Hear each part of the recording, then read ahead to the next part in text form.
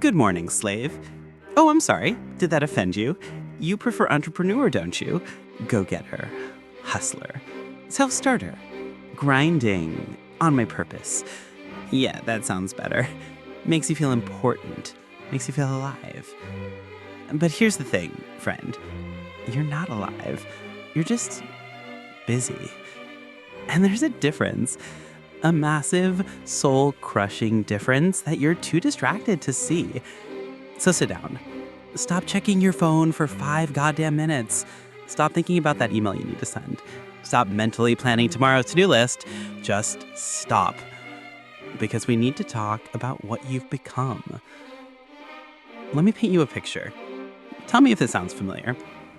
Your alarm goes off. Not gently. Not naturally. It screams at you like an angry drill sergeant because you've trained yourself to ignore anything less aggressive. You hit snooze once, maybe twice. You tell yourself just 5 more minutes, even though you know those 5 minutes won't refresh you. They'll just make you more tired, more resentful. Finally, you drag yourself out of bed. And what's the first thing you do?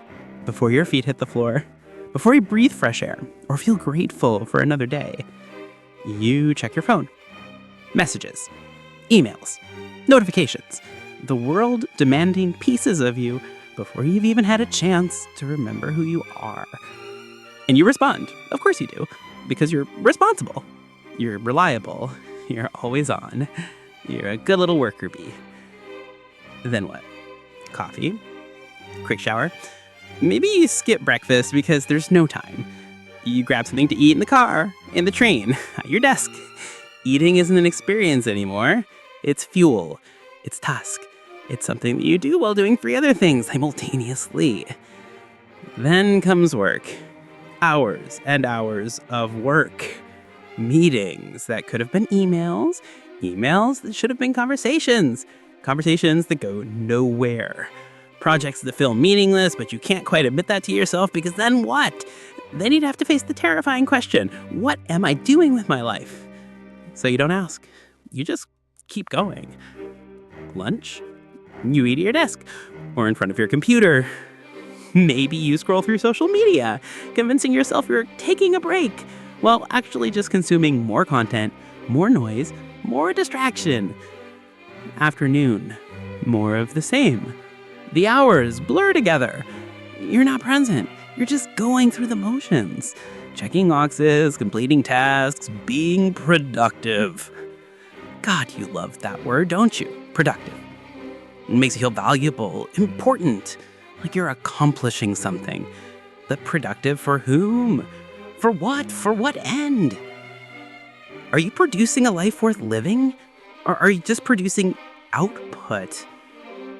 And finally, the workday ends. But does it really? You check your email more time just to be safe. You respond to that email. It'll only take a minute. You think about tomorrow's presentation. You stress about that deadline. You carry your work home like an invisible weight on your shoulders. Evening arrives. What do you do with your precious free time?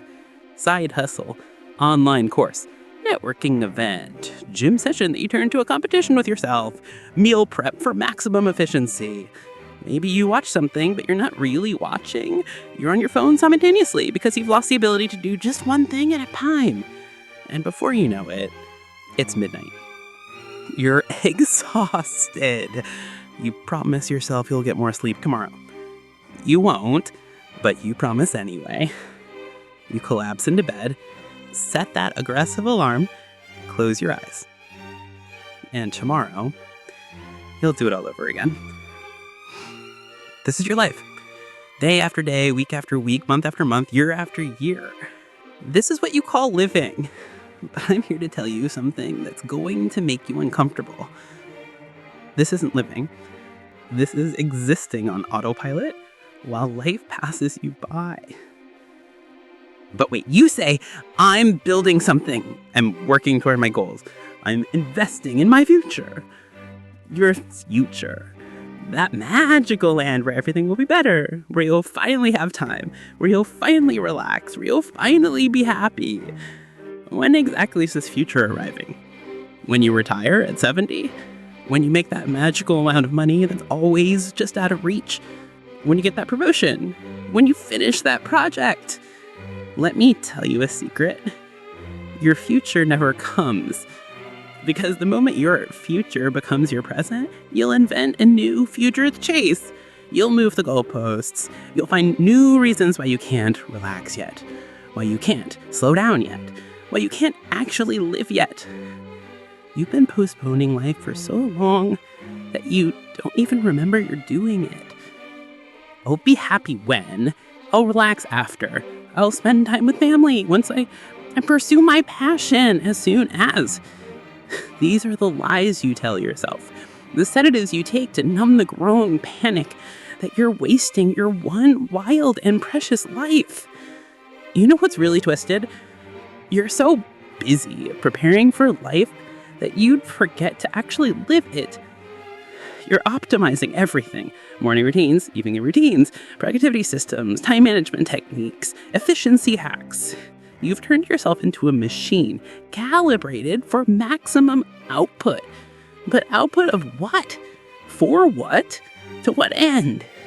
You've optimized the humanity right out of your existence. When was the last time you did something completely impractical? Something that didn't serve a purpose? Something that couldn't be justified by productivity or progress or personal development? When was the last time you watched clouds drift by and thought nothing else? When was the last time you laughed so hard your stomach hurt and tears ran down your face? When was the last time you sat with a friend for hours, talking about nothing and everything without checking the time? When was the last time you felt the sun on your face and thought, holy shit, what a beautiful moment to be alive? You can't remember? Of course you can't remember. You were too busy optimizing your morning routine. And you know who benefits from your busyness?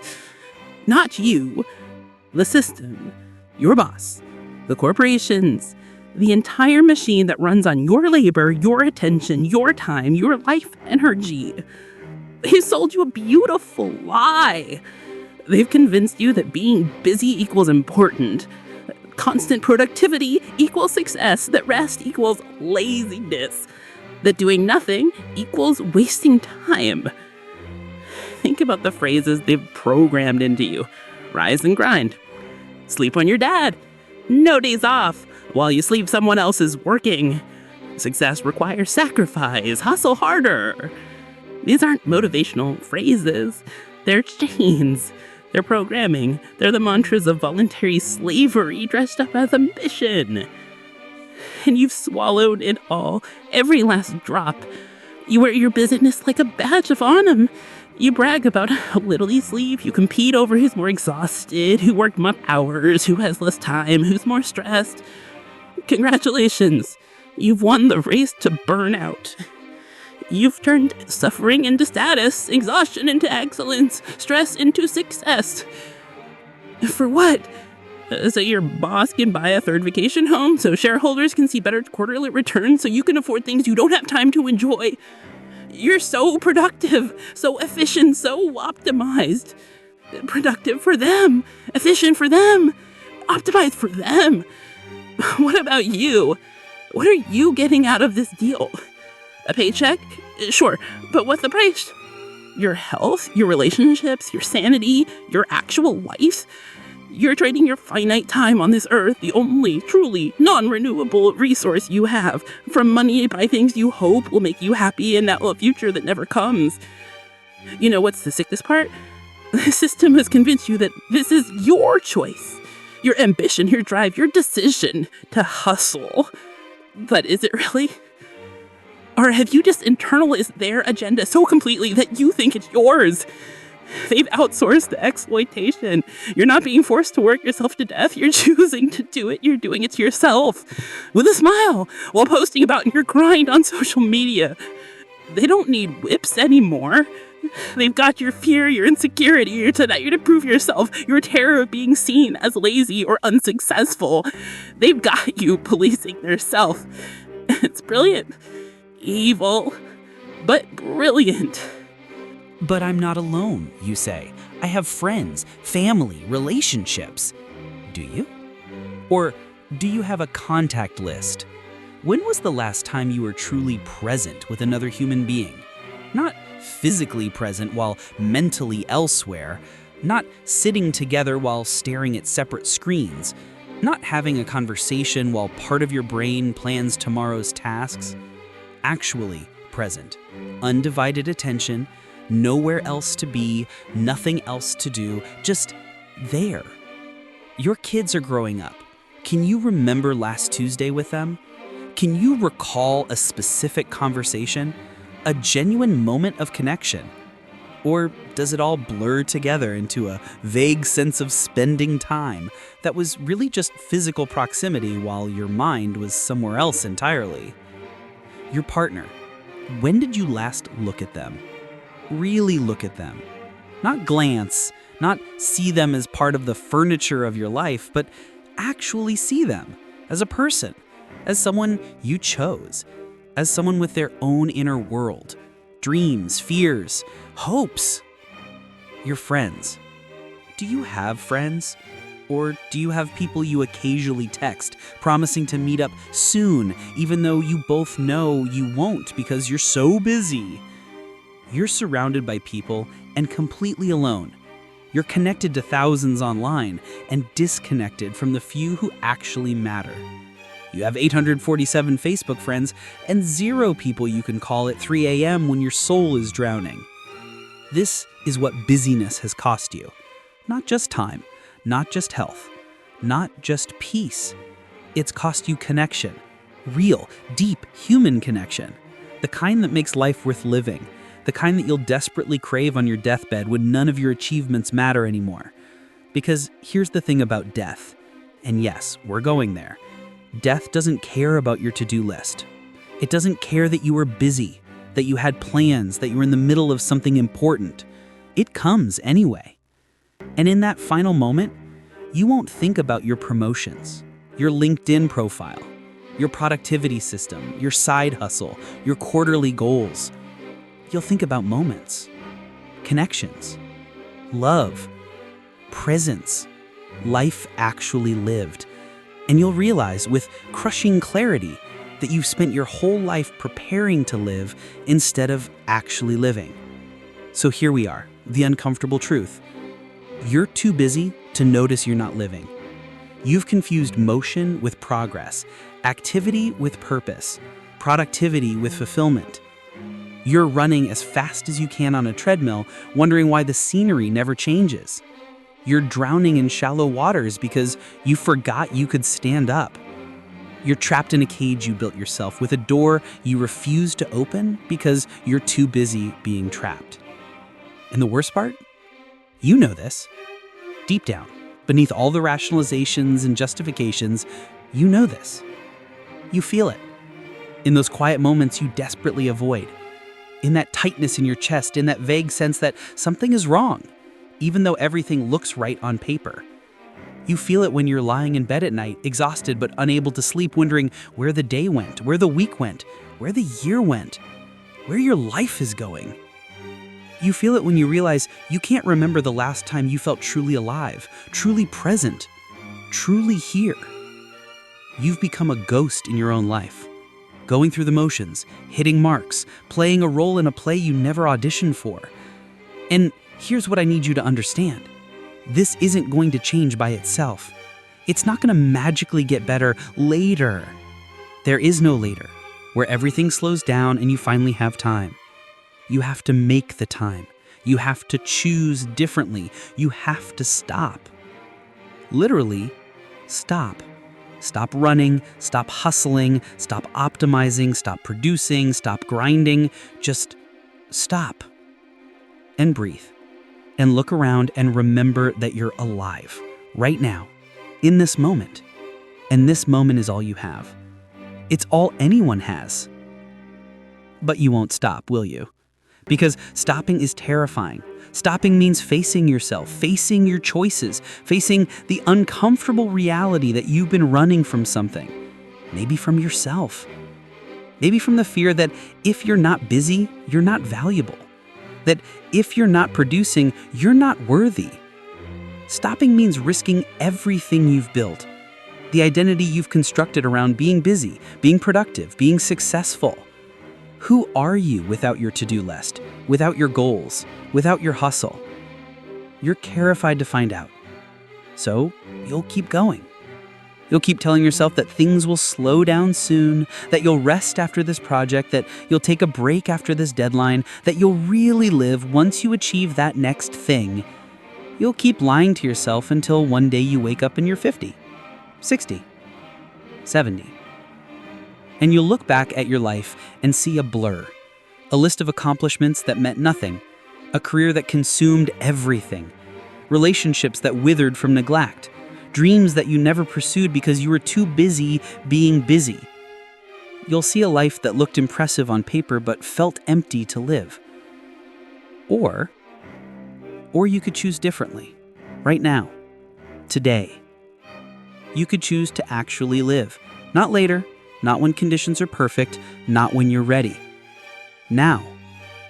You could choose presence over productivity, connection over achievement, being over doing. You could choose to waste time on things that matter, to be inefficient with your love, to be impractical with your joy. You could choose to watch the sunset even though it's not on your schedule, to call that friend even though you're busy, to play with your kids even though you have work, to sit with your partner even though you have a course to finish. You could choose life over the illusion of preparing for life. But it requires something from you. Something difficult. It requires courage. The courage to step off the treadmill, to disappoint people who expect you to always be available, to let go of opportunities that don't serve your actual life, to admit that maybe, just maybe, you've been doing it all wrong.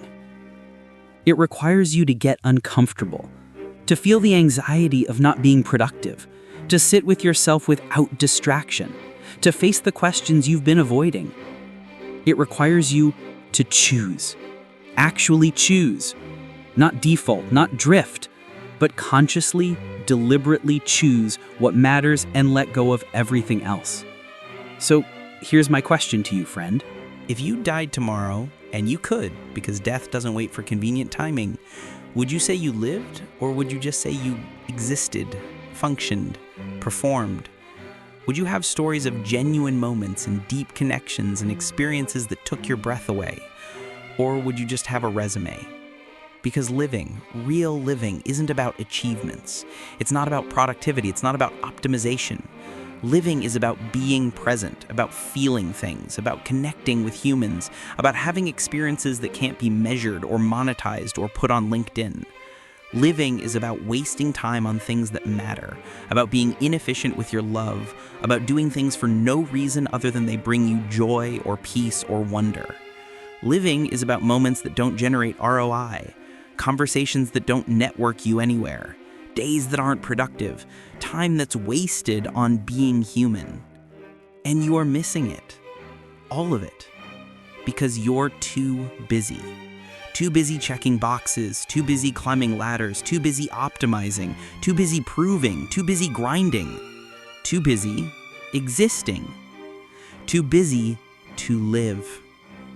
So go ahead, keep scrolling after this, keep grinding, keep hustling, keep being productive, keep telling yourself you'll live later, keep postponing presence for productivity, keep sacrificing now for someday.